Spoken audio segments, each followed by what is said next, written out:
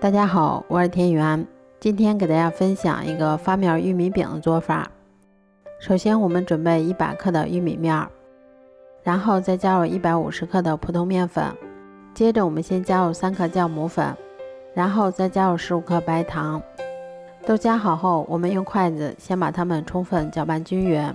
搅匀后，我们再往里面打入2颗鸡蛋，鸡蛋的重量大约是120克。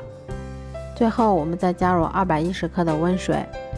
都加好后，我们用筷子先把它们一直搅拌成像这种细腻粘稠的糊状，然后再给它盖上保鲜膜，让它常温醒发至原来的2倍大。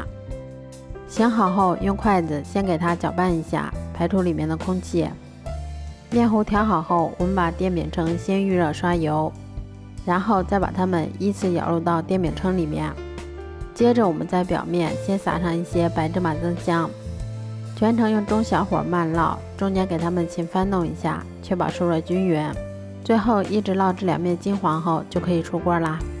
这样做出的玉米面小饼吃起来非常的松软香甜，咬上一口还有一股浓浓的玉米的清香。如果喜欢的话就试试吧。喜欢我的视频就关注我吧，谢谢您的支持。